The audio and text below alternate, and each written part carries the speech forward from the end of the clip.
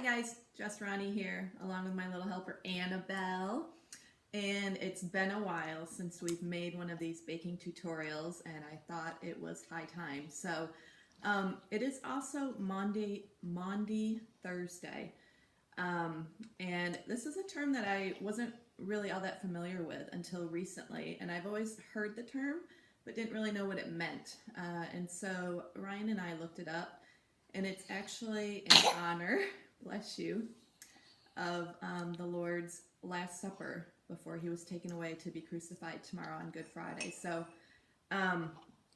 we're going to do something a little bit different today. As Ryan and I researched and thought about it, we're actually going to host sort of a solemn occasion tonight during our family devotions where we're going to remember the Last Supper.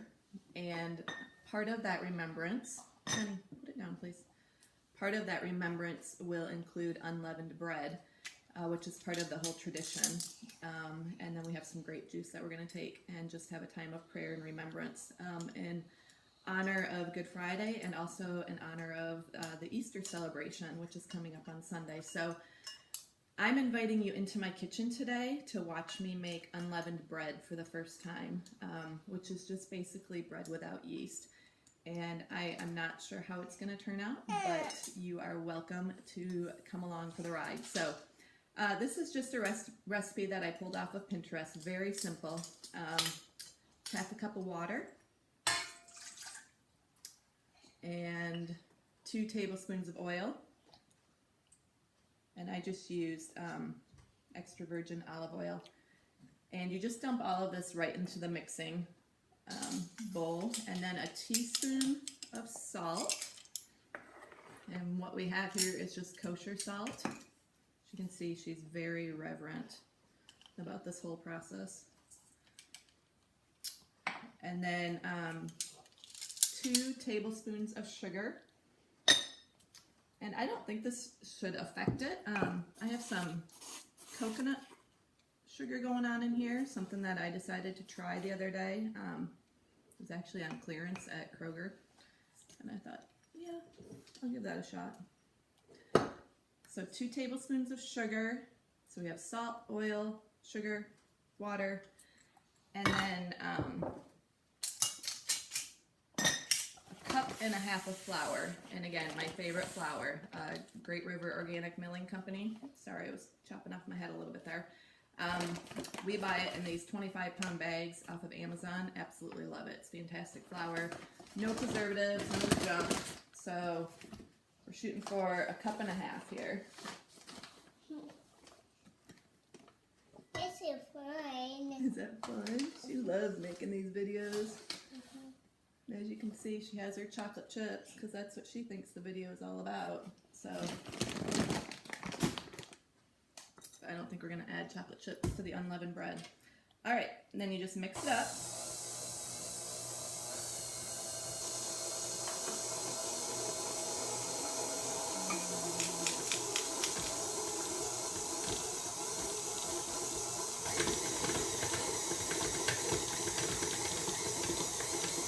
All right, that's good. And then it says to just knead it until smooth. So I'm just going to swap out our mixing paddle here for our kneader.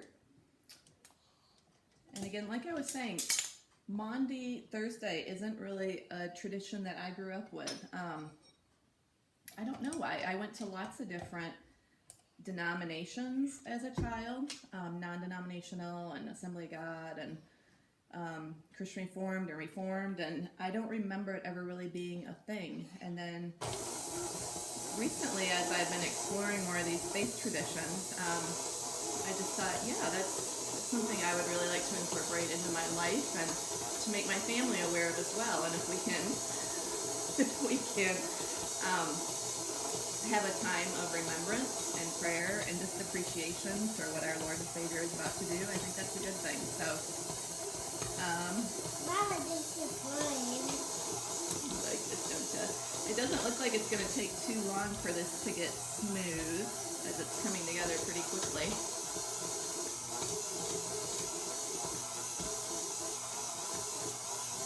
How's the chocolate? Yeah. Is it good? You like making these videos?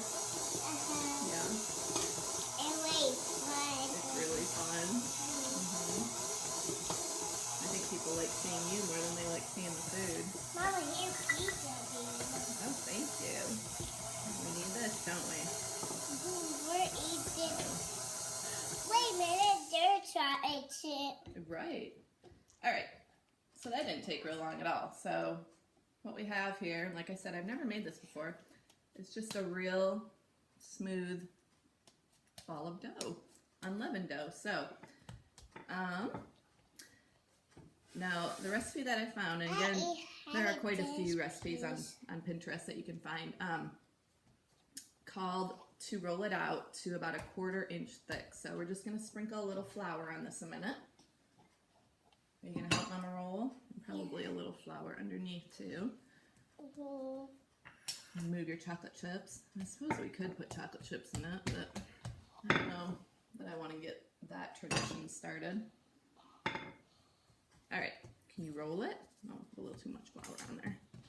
Roll it out like this. There we go. There we go. I'm so bad at determining too, like a 1/4 inch or 1/2 inch or an inch. I figure it all tastes the same. My kids have never had it, so they won't know any difference. I've never had it. Not that I'm aware of it. Oh, let mine try. Yeah. Okay, here, you roll it. And you know, if you want to keep with the Jess plus the mess tradition and health it up a bit, you can always throw in some chia seeds or some flaxseed or some wheat germ or some chocolate chips if that's how your kids will eat it. There we go. All right, let's roll it a little bit more this way. There we go. A little bit more this way. And we're not after any particular shape. We're just rolling. And then we'll cut it into 10 appropriate pieces for our family. So, alrighty, so once that is rolled out to a 1/4 inch, you pop it in a 300-degree oven and you bake it for 30 minutes. And then we will see you back here in a little bit. All right, welcome back everyone. The unleavened bread is out of the oven. And again, I baked it at 300 and it ended up taking about 40 minutes total. And then as you can see, I just cut it into various shapes and sizes for our night of remembrance this evening with the kids. And I would just encourage you to maybe consider doing the same in your family as you remember the Last Supper, and then also the following days as Good Friday and Easter. And from my family to yours, we wish you all a very happy Easter, and thanks for watching.